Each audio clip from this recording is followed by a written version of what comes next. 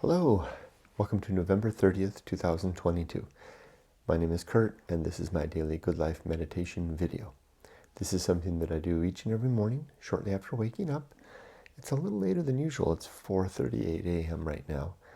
I do this in order to remember my life objectives and principles, those laid out in my book, Going Alone, and also to see how I did applying these very objectives and principles to the challenges and opportunities that I met last night and yesterday, and then to plan for today.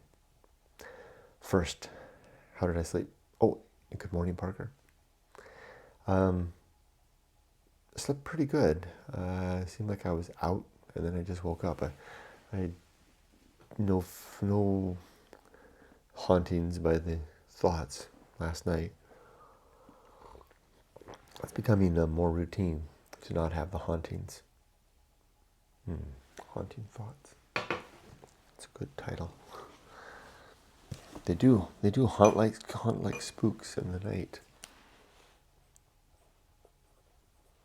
Haunting night thoughts. Sounds ominous, but they are terrible. I mean, when they're happening, it's like the world is focused like a laser. A little boy with a magnifying glass, intense beam of consideration, not coming down from it anywhere, but it burns inside the mind. I know my wife's been suffering from it as well. I hope she won't mind me mentioning that. She has a lot of responsibility with her job, and today's the day. She's been the big event is today, the big annual company get together. She's an administrator in the general affairs department for a large restaurant chain, and she has just a disproportionate amount of responsibility, and because she's good. So I know she's been having a hard time sleeping, very hard. And it is, again, it's like that magnifying glass just intensifying. It's not even thought, it's intensified living, but in a bad sense. Intensified the workaday part, the stress and the fatigue and the necessity, just all condensed like a laser beam in the night. An invisible laser beam burning in our skull. I know it so well. It's really awful. Anyway, today's the day, so hopefully she'll do better. She didn't look so good last night. In fact, I was very worried about her. She was kind of dizzy, and I hope that after getting past today will help. We've got to get to retirement, the two of us, to save our lives. I'm pretty sure that our jobs are extracting out our essence, as jobs do, right? You trade your, for lack of sounding kind of hippie, you trade your life essence for a paycheck. And we're both trading heavy now. It becomes, especially at this age, you can't, it's hard to recuperate. After you give out an ounce, it takes longer to get an ounce back. Maybe you don't get it back. That's how it feels for me now. It feels like a diminishing capacity. I just don't have it in me anymore. The well is no longer being replenished. So will I have the choice. I can work longer and enjoy more income in my retirement through my pension, or I can leave sooner, enjoy less money, but more life. I choose the latter. In fact, I'd leave today. I'm eligible. I could retire today. I'm just sticking with it to see my daughter through. After all, I'm a Cal State Fullerton dad. Got to see my duty through. And when she's safely on her own, that's it for me. And Yumiko. Well, Yumiko's going to go first. So I'm kind of on a tangent, aren't I? Yeah. Anyway, other than that, yesterday, I handled yesterday really well. I think I mentioned in yesterday's video that the day before, Monday, I didn't handle so well. I did work the whole day, but I wasn't as productive as I could have been. So what I did yesterday was I listed out, as the workday started, I listed out all the things I wanted to do yesterday, in roughly the order in which I wanted to do them. And I keep a work journal all day, and then I send that, because I work from home, my boss can't see me. So I keep that work journal, and then I take a snapshot of it. And then I send that photo at the end of the day was I check out, sending my boss an email saying I'm done at this time. Here's what I did today, and the time and the thing that I worked on during that time. So, and the Monday, it looked like this. It looked like 7 a.m. workday started. No, 6:30. I started at 6:30. 6:30 a.m. workday started. 4 p.m. workday ended with a half-hour break. I was ashamed of that. And it wasn't because I wasn't working. I was working. I just was so out of sorts, I neglected to even keep up with my thing. I didn't even at the end of the day, I didn't even try. In fact, I didn't even send it to him. I was so embarrassed. Sending that as a summary isn't necessary. That's purely voluntary on my part. That's something that I do. All I have to do, all I'm required to do, is send him a message that I'm starting my workday and then I'm ending my workday. But yesterday, I laid it all out. There are all the things I'm going to do, and by golly, I did them all. By golly, it took the whole day, and I felt better, and I slept really well. Ralph Waldo Emerson said it, do your work. I can't remember what the rest of it was, but do your work, and roughly he meant you'd feel better. And he's right. The other thing that I did yesterday that really hit hard was this idea of, I wonder if I can illustrate it, the day having a high point.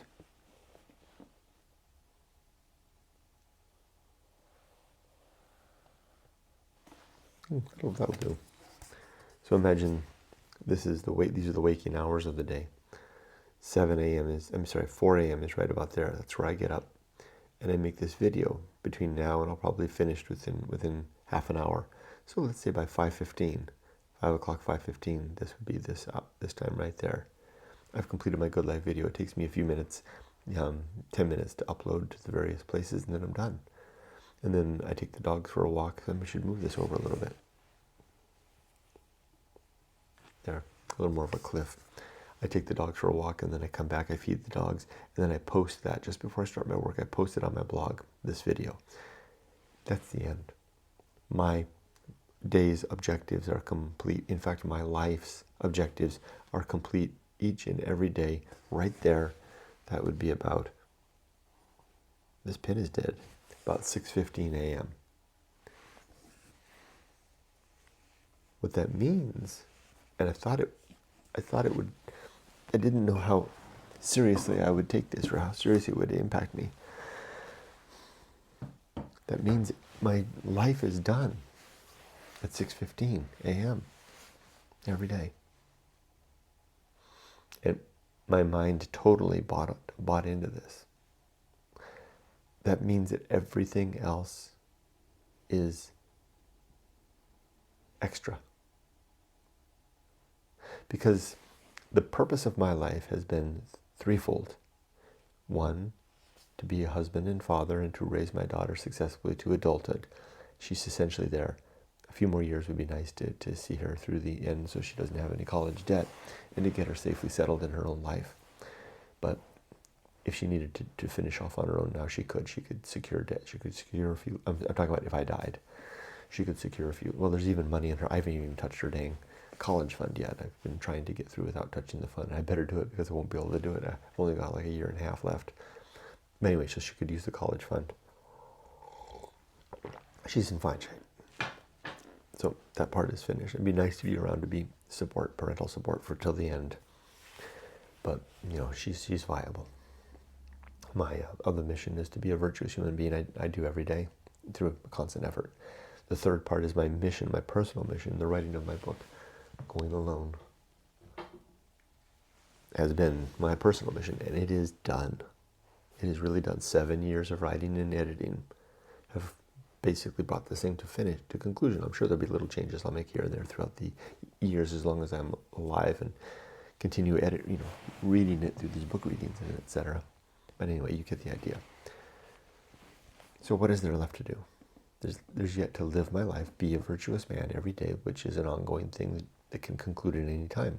My daughter is grown, but sharing this, I punctuate that by this daily video, this Good Life video, where I talk about my day, and I talk about the Good Life Creed, or enumerate it, I discuss it to a greater or lesser extent, and I talk about what I'm going to do that day, and then I'm done. I upload the video, and then I'm done. And it's not just that day is done. My life is done. It doesn't mean that I want to die or that I feel like there's nothing left in me. No. But I can die with an easy heart, that I've met my objectives. I've tried that since Monday. Yesterday was Tuesday. It really sunk in yesterday. I was in meetings yesterday and thinking about work and doing various things, and throughout the day all of it felt like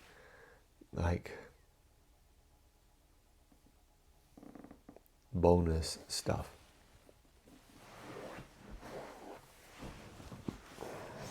Because I wasn't there to gain anything else. There wasn't anything missing. There wasn't anything yet to do. I was done. All of that was just superfluous, not unnecessary, but superfluous to my chosen ends. And it really worked. I know I sound like I'm belaboring this point, but I can't get over it. And it's a funny thing, because it's not something that just anybody can apply.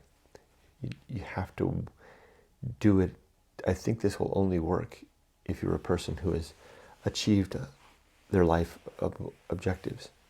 You have to get to this point before you can begin to capitalize on this feeling. But I wouldn't even be thinking about it if it hadn't dawned on me to punctuate the day, that this video is not just the end of my day, but the end of my life. Let's see how it works today. I already feel it coursing through me. It's like having a strange sort of anti-venom in your system.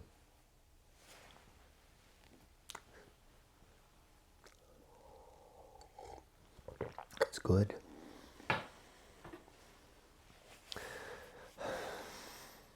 All right, let's do the good life. My 7 objectives, and these are a little slower, Kurt. My 7 objectives first. And these, like the 32 principles, are outlined and explained in my book, Going Alone. They'll be explained in even more detail in my book, The Good Life, which I've kind of finished writing, but now it's in editing. But I've been slow to work on it because it's daunting. If I'd known that it would take 7 years to write Going Alone, including the editing, I don't know if I'd ever would have started it. Now I feel the same way. I know better with The Good Life, and I don't spend much time working on it as a result. But that's okay, because it's like for me, The Good Life was after the race is run. You know, the sprinter goes across the finish line, raises their arms, goes through the wire, and but they don't stop right away. They just keep running for a little bit. 10 meters until they slow down, the wind down. That's what The Good Life feels like, that book. Not that it's superfluous, but it was the main event was this book, Going Alone. I'd be okay even if the Good Life never got published. My blog is sufficient to that end. Okay, the first objective is to be always ready to die, to have my life affairs and my personal relationships and my life's mission in a good state, and they all are. And punctuated every day with this video, this endeavor actually. But it's the video that makes the difference. If I just did this good life without recording and uploading it, it wouldn't have that same punctuating effect. It's a system. Number 2 is to make good and effective use of my time, to not waste my days. Got the hiccups. Number 3 is to develop and maintain good and sound life principles. These 7 and 32. Next is to cultivate good emotional reactions, to become someone who reacts well to life, the challenges and the opportunities. And I'm starting to dig in on that one. I was kind of startled yesterday at things that were not bothering me. There was one meeting where emotions were with other people on the team were risen. In fact, the meeting was supposed to be an hour. We went an hour and 45 minutes, precisely because of that.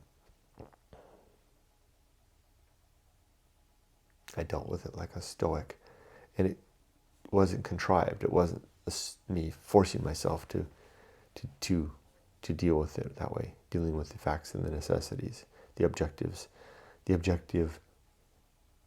elements of what was happening, not getting swallowed up and tied up by the emotions and the things that are outside my control, using indifference and apathy in due measure.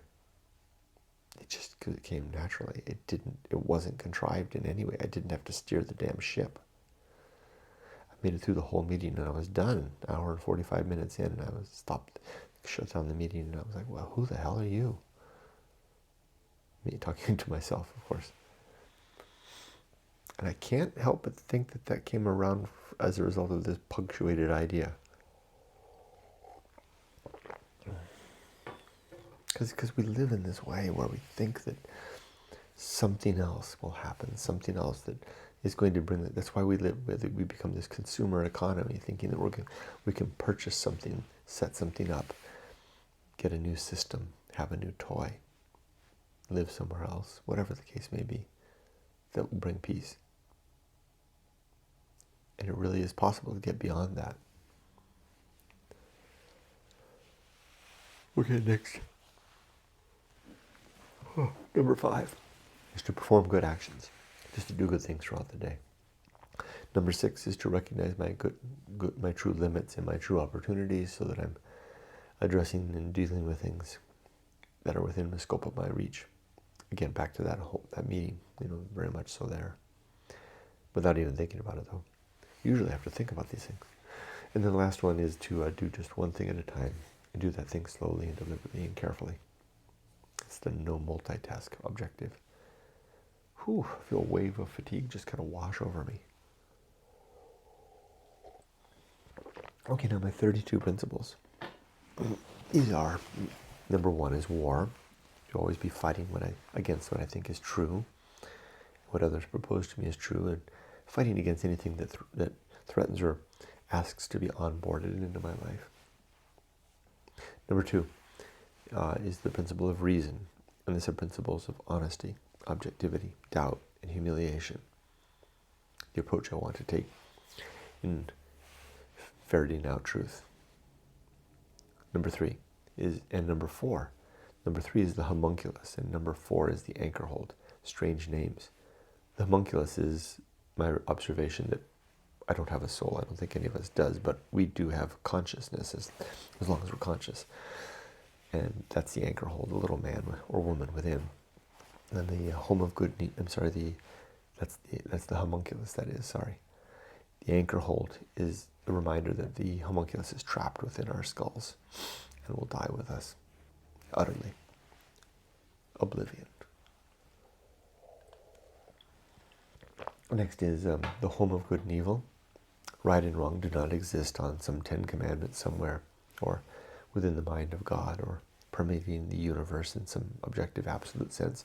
They're simply opinions that we hold in our minds, subjective opinions at that, because the universe itself doesn't seem to have any objective right or wrong.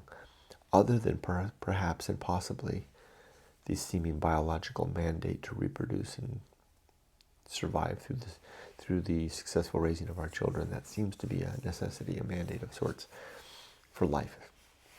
It's the closest one I can think of. Otherwise, it's all up to us, so we have to choose carefully. Then comes the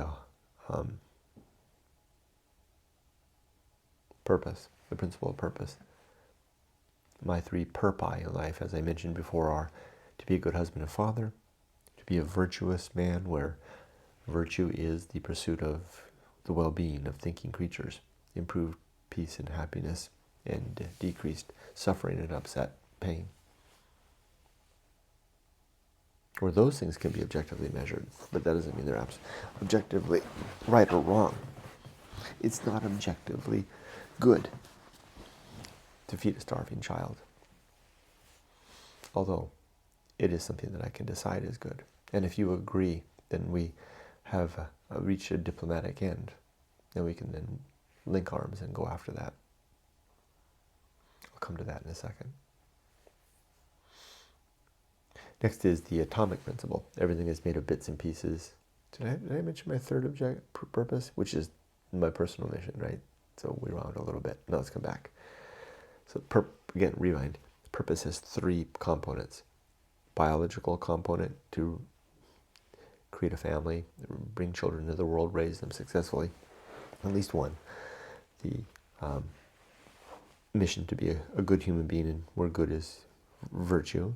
And then the 3rd one is to identify some personal mission in life and then to pursue and achieve that. There we go. Now, atomic principle. Everything is made of bits and pieces, atoms and molecules, and we're all falling to pieces. Then the principle of nature. Everything has some particular nature. It's my day off today. It's the nature of this day off to be ripe with potential at 5:01 a.m. So much I could do today. Nature, everything has some particular nature, and every one does as well, some way that they are. And it's good to recognize what that is and to be less upset when things are as they are. Next comes the principle of maturity. You know what I'll do? I'll take that book out and give it to Parker. Yeah, I'm going to give that to Parker. And I'll give it to my mom later. Anyway, I just had a thought. Anyway, so Parker, if you see this, I'm going to be bringing you something other than your birthday present tomorrow, or on Saturday when I see you.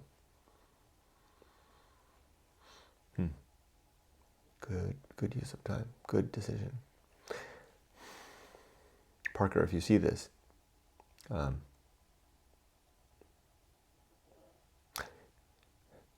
you have great potential.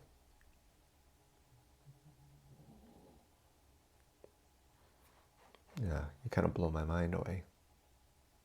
I'm speaking to my nephew, who he and I are going to Siberia on Saturday together. He's 11, not 12 now, right? I think. I'm so embarrassed. You think I would be better about that stuff? I even forget my own age these days, but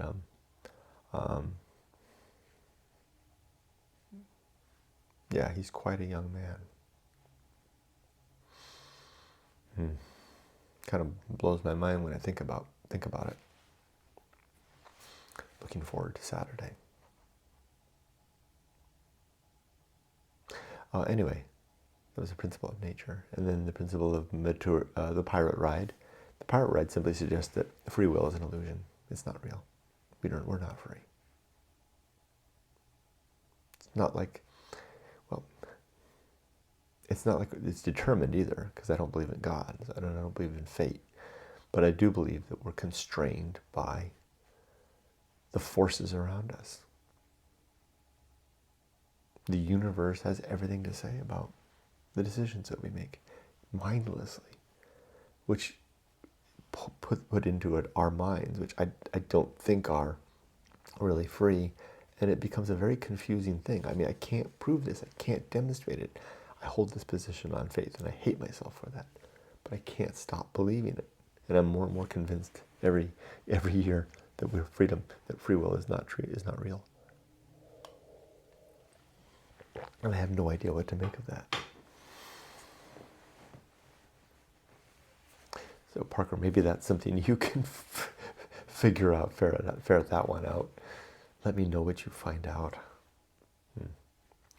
Okay, next comes maturity and the sub-principles of wisdom, fortitude, and integrity.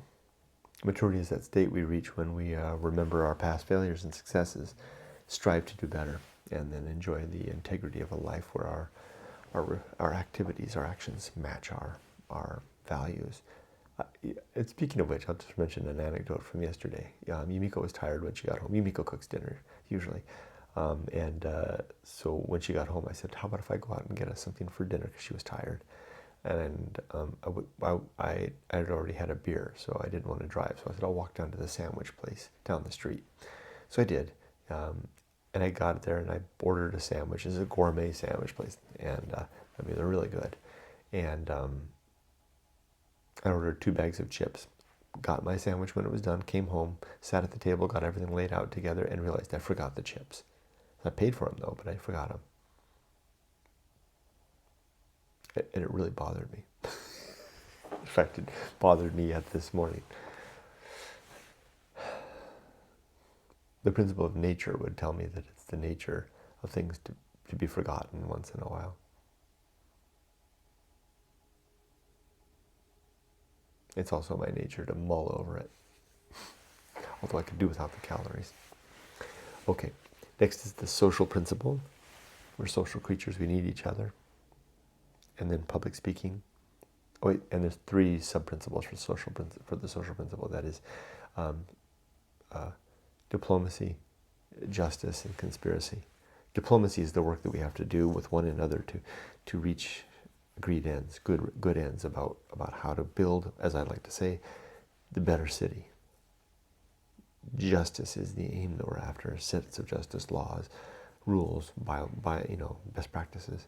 And then conspiracy is when we lock arms to build that better city. It's not a negative conspiracy, it's a positive one. Next comes public speaking. And there are several sub-principles here. Best words, eloquence, prudence, rumor and gossip, so 5. Public speaking is what we do when we work to become good communicators, both written and spoken. And one thing we want to do is read a lot, because that's going to develop a large body of literature in our minds. Even if you don't remember it, it's there, in a sort. And it also helps us to build a good vocabulary, which then we can use throughout our lives. So when I encounter a new word, I underline that word. I keep 2 pens next to me when I'm reading. The pink pen is for underlining the words that I don't know, and the yellow one is for the vocabulary. I mean, it's for the quotes that I want to remember. And I use that liberally. And every word that I don't know, I look up. When I was a young man, those words would stick. They don't stick anymore, but at least I still look them up, and maybe with repeated effort, they'll kind of stick. It's funny when that happens, because, not when that happens, but the result is that later I'll be thinking or writing or talking, and like the sentence is spilling out and a word just pops out, and I don't know what that word means. Like equivocate or something like that. I've just pulled that one out of the air. I know what that means, but that's an example, right? It might pop up something like equivocate, and you wonder to yourself, is that the right word? Does that really apply here? Like, where did it come from? And yeah, I'll get the dictionary, I'll look it up, and it's like, well, equivocate. Oh, yes, you're right, to vacillate back and forth. That's exactly what I wanted to say. My mind somehow was stocked with that word. And it's like some guy in the back of the room that's like, I'm composing an essay, and he's like, equivocate. Tell him to write equivocate. That's the right word. And the conscious me is like, how do you know that? That's the process that happens. So I think I owe that to the fact that in my teens, in my 20s, I read a lot, especially a lot of really complicated 19th century philosophy and romance literature. Romance not in terms of lovey-dovey, but in terms of a category of a genre of literature from the 19th century, particularly American literature, that kind of a type of storytelling. Think The House of the Seven Gables, Moby Dick, etc. And that stocked my mind with all these words. Public speaking, the ability to do that, and also to filter what we want to say through our values and best practice, so that in the immediate moment what's coming out is not only the best thing we could possibly say, but also in perfect alignment or nearly perfect alignment with our values. It's a doable thing, but it takes a lot of work. It's like that other thing of finding the peace later in life by having able to punctuate the day as being that my life is done. You can't get there until you're a little older and you've achieved your life goals. But once you're there, then remember that, and you can enjoy this peace and quiet. I found myself walking yesterday like an old Japanese man, walking to the deli with my arms clasped, my hands clasped behind my back, and that kind of a subtle peace that I've seen those Japanese men do. I often wonder why they walk that way. Now I know. It comes of being settled. Okay, now comes, after public speaking comes distraction and agency and the great indifference. We spend our lives distracting ourselves with all kinds of things, our work and our hobbies and our families and our sports and politics, religion and God. We distract ourselves from the emptiness of the universe, the great indifference, the thing that we don't discover deep in the wild alone, the reason to go alone, to witness that nothing and realize it's up to us to make a good life. We can't wait for God to do it, because God doesn't exist. We have to. Doesn't mean we become God. It simply means that we take action. We accept responsibility for our lives, accept the weighty mantle of self-control and self-discipline and hard work to build the best life we can, in spite of our circumstances, in spite of the difficult things that have happened to us, and in accord with what has gone well. Next comes I'm about to skip over one? I don't think so. Five principles together. Temperance. Life will not go well. The horror show. That which must be born, and the feast of Offal. Taking those together, we have to develop the ability to control our consumption. Today I had 10 ounces of coffee rather than 12. I'll have 1 cookie tonight instead of 3. Maybe I'll have 2. You get the point. Temperance in all things. Temperance with regard to work as well, etc., etc. And that gives us the self-discipline and control to live a more managed life. A life, again, back to the thing about no God, a life where we are responsible for our well-being and our results, not waiting for God's intervention to have that effect, which is just, opting out, letting chance and fate, letting chance, fate doesn't exist, unless it does. letting chance and circumstance guide us, or result. It's like blowing in the wind, the leaf blowing in the wind. I want to be a bird flying in the wind. You ever watch a seagull fly in a beach storm? They get places. That's what I want to be. I don't want to be a leaf blowing down, or a piece of paper tumbling along the beach. You wind up stuck in some corner that way. There's a lot more to that than meets the eye, that little phrase. Oh, I might have to remember that one. Okay. Life, and then the other 4 piece. Life will not go well. It's not going to go well. There's going to be really hard things. Horror show. Horrible things are happening around us. I mean, off the chart, terrible things. And they're coming for you too, and me. Pain, suffering, death, horror. And I don't say that as a prognosis or to be a doom and gloomer. It's just a fact. And I don't know that I can be ready for it, but I'm trying. Gulp. And then that which must be borne, carried, B-O-R-N-E. We have to bear the difficulty of things. Bear the the horror. And then the Feast of Offal. It's what happens when we get upset and we throw that upset out into the world. Getting upset in public. In public could be just amongst our family. I try to avoid that.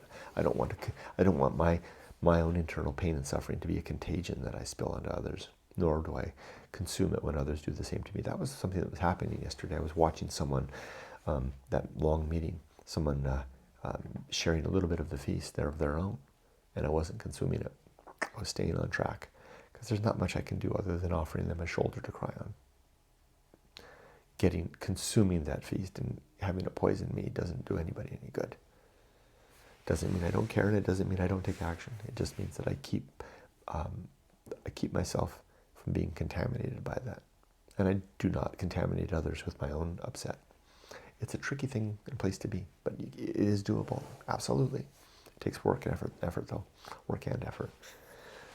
Okay, that's the end of that. Okay, the next is the best seat in the house. To be okay with who I am, where I am, and what I'm doing, all the while striving for better. Then comes the restless man, and it's a forfer.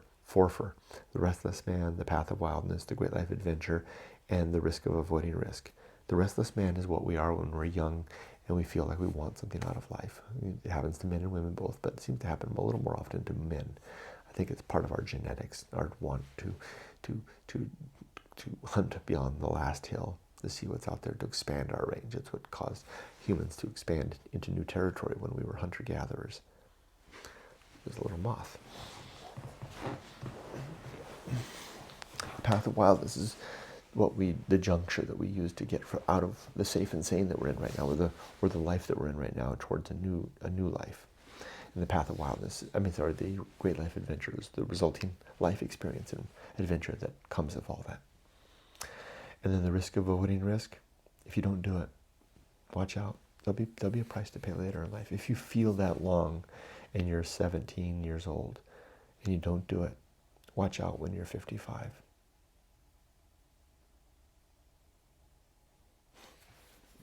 I don't mean that as a mean smile. I just mean that as cautionary smile.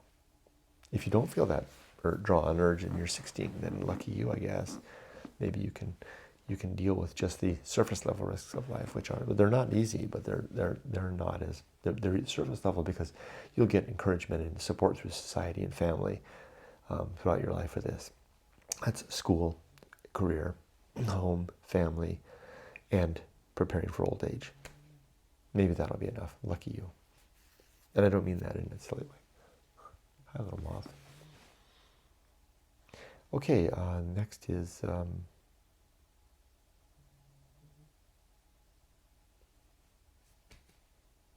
sin and damnation. There are 8 sins in my worldview relative to being untrue, or believing things that are untrue, or being a rumor-spreading gossip. Falsity, credulity, faith, superstition, dogma, authority, rumor, and gossip. Don't engage in any of those things, because there are sins against reason and a well-being, and against living well. And the consequences are immediate. We become damned in the here and now. Not in the afterlife, in the here and now. Next comes complete oblivion. If we have no soul and there is no God and there is no heaven or hell, then when we're dead, that's the end. So there'll be no reunion with the ones we love after we're dead. No chance to reconcile any differences, or any chance to see justice served. The only chance we have for any of that is the time that we're alive. The bullseye aim. We strive for the mark but usually miss, like yesterday buying that big sandwich and the 2 bags of chips and forgetting the chips. That's the bullseye aim. Sometimes I just have to recognize that's the way it goes, even though it won't seem to leave me alone. Uphill climb. Trudge, trudge, trudge. Today, finishing the day higher up the mountain than yesterday. What mountain is that? The climb in life of gaining experience and maturity, and executing our lives in such a way as to fulfill whatever purpose we have decided for ourselves. For me, it's creating this video, continuing to share the Good Life Creed, living a virtuous day, doing things throughout the day that help to improve the well-being of thinking creatures, And my day is higher because I did another day like that. So that's what I'll strive for today. Arena and utility is next. Life is an arena for the development of objectives and principles that will help us to live better. And then the principle called nothing is enough, a suggestion for it towards less. And then finally, a suggestion towards not, let me go back on that one, backwards a little bit to talk a little more about that one. The nothing is enough is more of a reminder that it's not the acquisition of things that will bring us peace, but the living of a good life. Where a good is all the aforementioned defined things of virtue and having good objectives and principles to abide and strive towards. And then finally, the principle of fun, a reminder to have a fun day today, to plan for a fun day tomorrow, and to enjoy the fun memories of yesterday. So what could I do today? So that's the end of my Good Life Creed. Got through it. So let's move on to the last bit of this, which is planning for today. To that end, what could I do that's fun today? I've got the day off.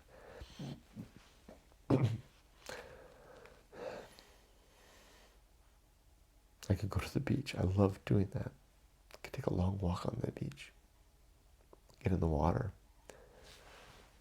Could ride my motorcycle to Long Beach. I love to explore the docks there. That might be fun to do too. I might do that. And take a little motorcycle trip to Long Beach, the big harbor there, and have lunch somewhere. Maybe I'll do that. That'll be fun. Other than that, my plan for today is to finish this video, upload this video, feed my dogs, walk my dogs, come back, get started in the day in earnest. I'm also going to work on this room a little more, maybe hang some pictures, and get busy with my working towards my ends. Now that this day is punctuated, this video marks the end of my life. My life is done now as I'm about to hit the stop button. Tomorrow I'll get another punctuation mark. It's the period, it's the exclamation mark on the day, maybe a question mark. It doesn't mean I give up, it doesn't mean I stop, but I'm done. My life is done. That's a good way to end this. As I hit the button, my life is done. You feel it. It just feels like everything washes away. Everything that happens throughout the rest of the day is bonus. It doesn't mean I take it less seriously, and it doesn't mean I don't try hard, but I don't